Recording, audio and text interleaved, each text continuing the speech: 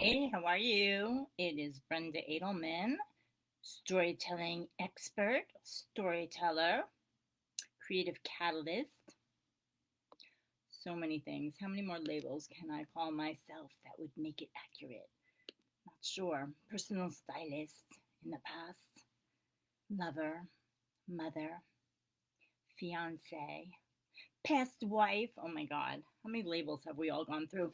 And what is your story about all those things that you have lived through? That's what I want to know. I have something exciting that I am offering, and I want to make sure you do not miss it. I'm really excited. For those of you who don't know me, are new to me, I have a critically acclaimed one woman show based on my life story that I have performed all over the world when the world was open freely. It was so lovely. I love traveling with my show. I love traveling keynoting. I love traveling. My mom started taking me traveling from the time I was like 3 years old. First Puerto Rico, then Europe, Hawaii. Yeah, France. We used to go to France quite often. The south of France was so beautiful. I feel very, very, very lucky for how many years I had my mom, which was only 30. Pretty short. And it's part of my story. And that was a story that uh, devastated me and could have really taken my life, certainly could have taken my joy, but it was something that served as a catalyst. It is something that finally served as a catalyst. You know, what is this, chocolate? I think it could always be chocolate with me, dark chocolate.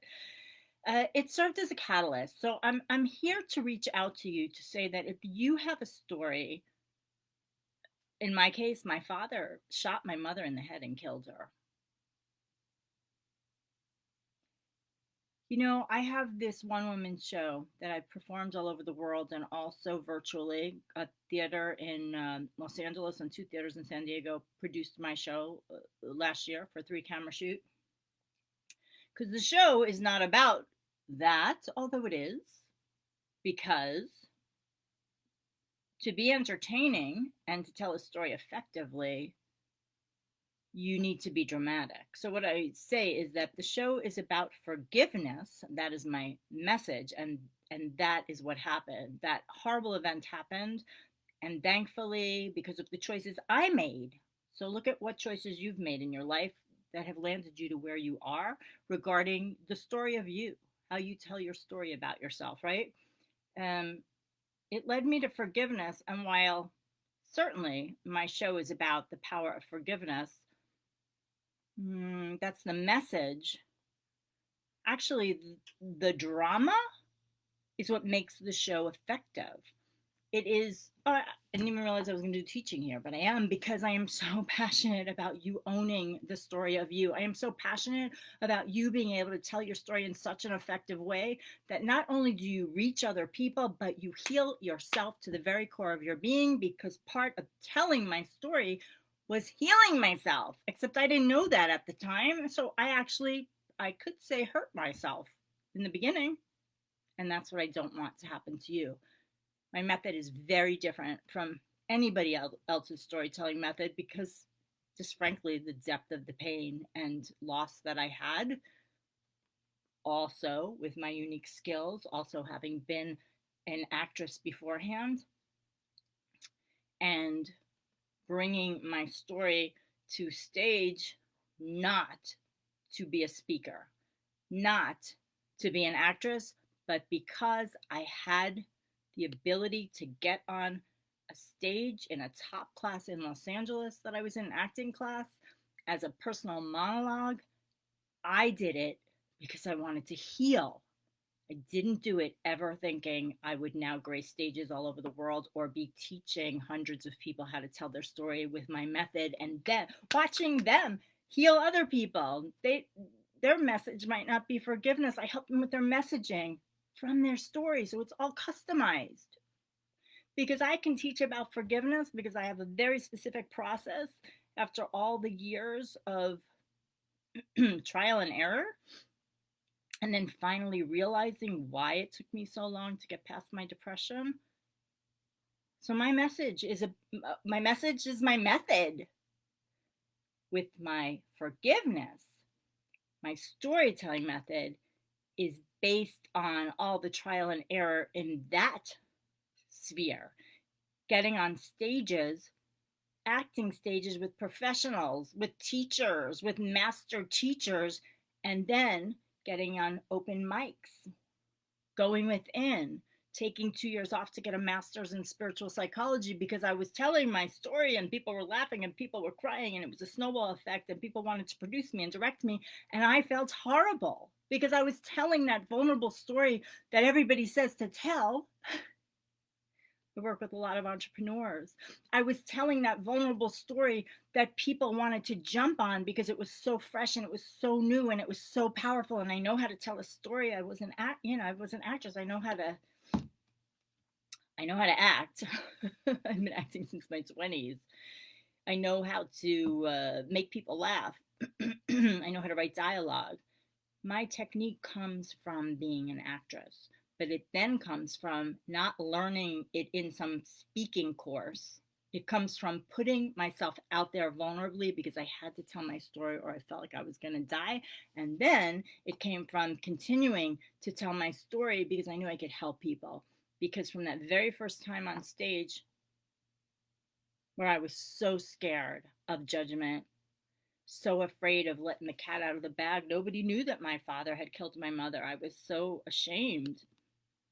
From that very first time, getting a standing ovation, 100 people in a top acting class giving me a standing ovation, and then like 4 or 5 people came up to me after the class and told me that what I just did helped them heal, helped them forgive. Their circumstances were completely different. I still remember one person coming up to me, and this is many years ago, saying, something I did on stage in my storytelling helped them kind of let go of their anger toward their father, who had left their family when they were a teenager. I was like, there's something to this. And then when a director wanted to work with me, I was like, to expand my short piece into a full length piece, was like, wow, if I can help people, I can't do it for myself yet, but if I can help people, then maybe I can do it. And then I took another 6 months, worked with 4 to 6 months, worked with a director, put up pieces in class to only find out that the work we were doing together with that, I'm grateful for everyone I have worked with. Let me just say that, even the people who were bad, because there was at least one of them later on. They were helping me, but they weren't the right person to help me. They weren't capturing my voice. They were telling my story through their lens. I've worked with so many directors over the years, and I had to basically fire that director, which was not comfortable. That's why I also teach negotiation. It's also why I'm very wary of anyone who tells you they are the only person who can work with you. Like, it takes a village. I'm very grateful because we're fine now. That first director and it was very hard, but I help my clients I help my clients on the business end too, so that they're not tied to anyone, so that you can ask the right questions before you work with someone, so that should you have to leave that person, you can, because it's your story. But that's okay. I mean, I think most of the time you can take what you can always learn from the person that you are studying with if you don't give your power over, right? So I think sometimes we give our power over to people who want to work with us sometimes in the beginning because we're just so happy to have someone interested in us. I've learned a lot over the years. So that first director, while I'm so grateful to her, to start the project, you have to know that if you have your story dialed in, like you have a really amazing event that you live through, people are going to jump on board and want to work with you. So you want to be careful about who you're working with. My process is very customized. So I've helped at least 150 people over the last couple of years. Not only did I develop and direct their pieces, but I also gave them a showcase on a virtual stage and in person before COVID also. because I realized that while I was helping a lot of people in writing classes and solo show classes, storytelling for entrepreneurs, my digital programs, that actually having people tell their story in front of an audience and not just a class of people they know is a game changer. As a performer, as a presenter, it's a game changer. And I wanted to do that not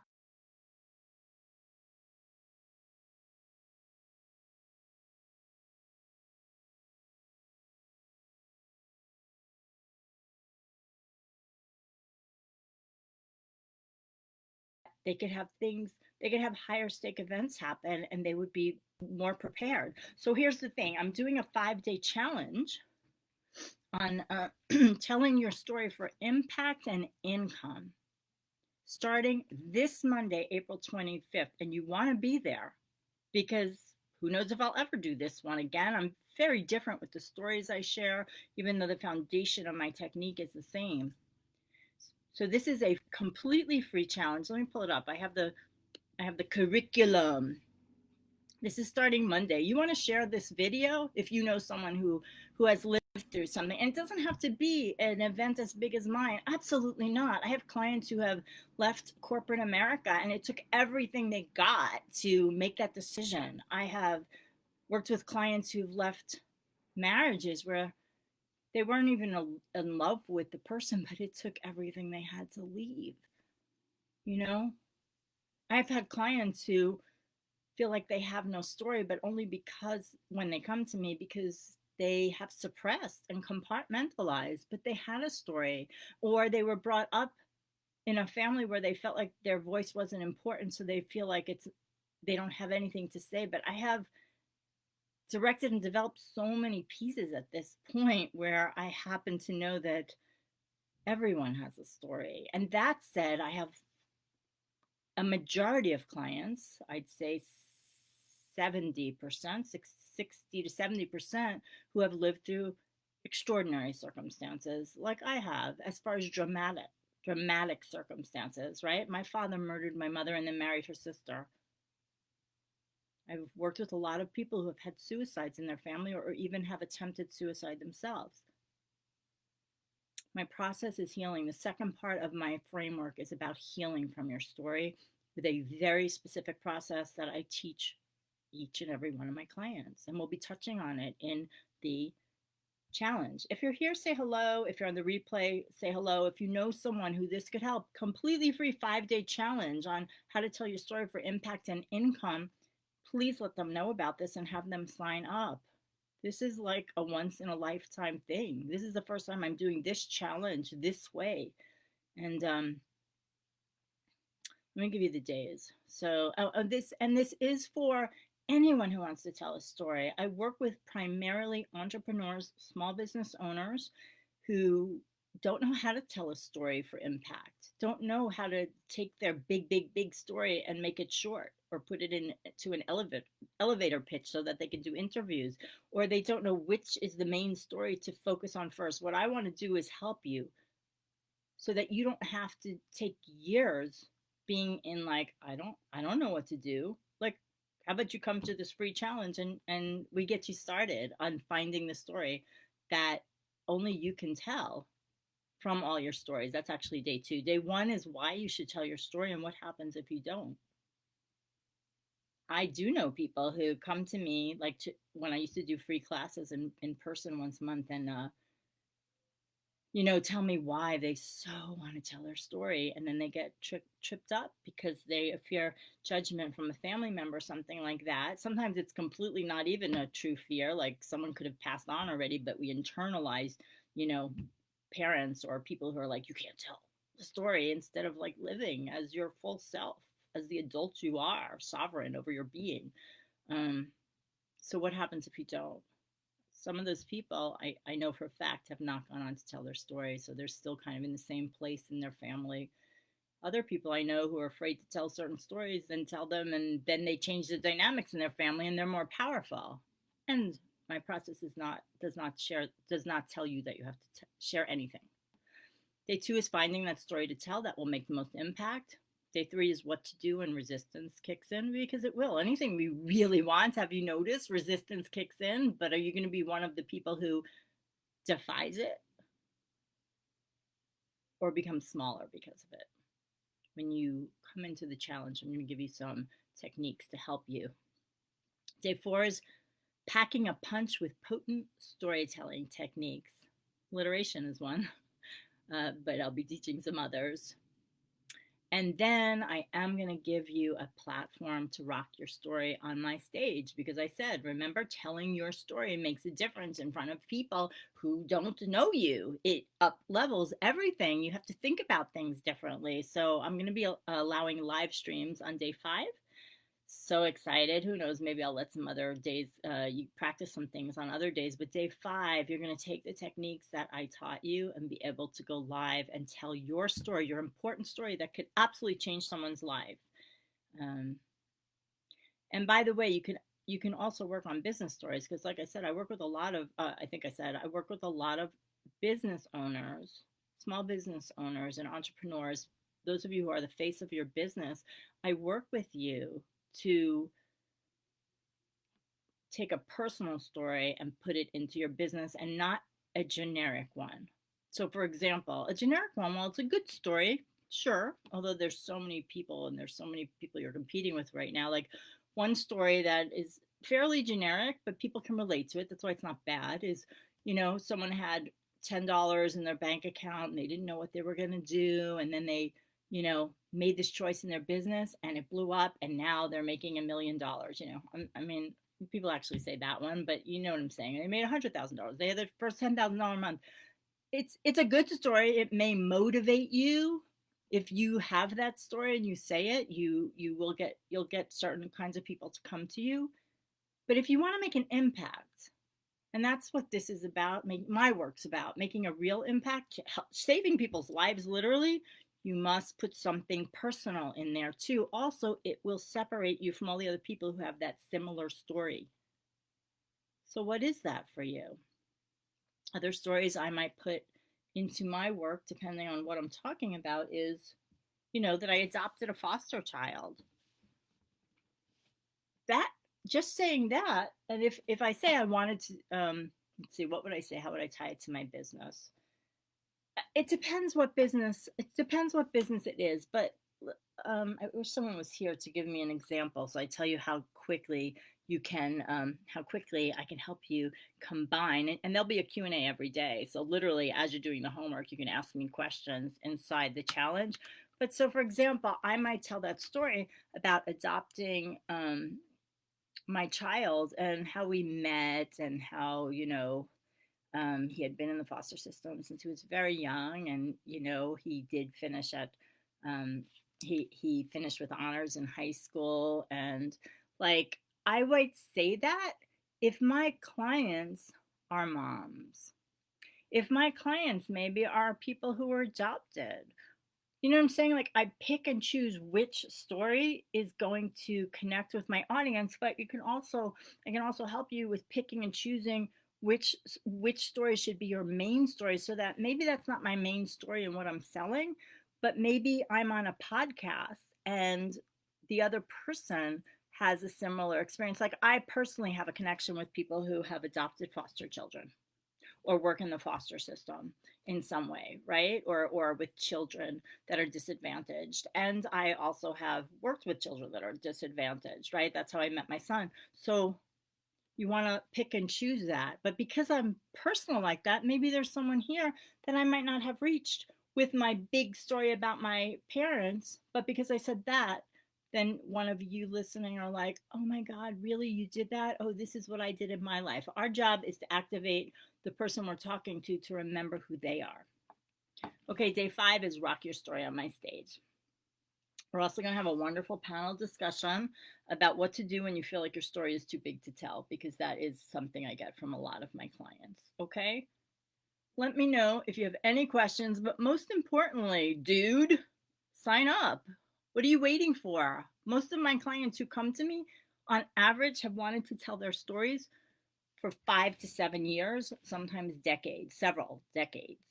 My process works, It helps you get past your resistance. It helps you feel good about telling your vulnerable story, and it helps you stand out. And if you are an entrepreneur or you have a big message, it helps you to reach more people. Okay. Oh, look at that. I wasn't even looking at, I was looking at my other page. So I hope you'll come. I will be giving tips too, you know. I teach video presentation as well. So before you do your live streams, probably the day before or in the email the day before, I will give you some video techniques as well, because I know a lot of you can be very scared about going live. So I'll give you tips so that you do your best, so that you look your best, so that it's easier for you. Okay? Because I want you to win. I want you to have my method. I want you to change more lives, and I want you to feel confident. Okay? So tell your story for impact and income is the challenge. Right below how much you want to tell your story. Let me know if you're joining us. Let me know if, send this video, tell people about this video, tag them underneath. And I will also pop the link for the completely free 5-day challenge starting this Monday, April 25th.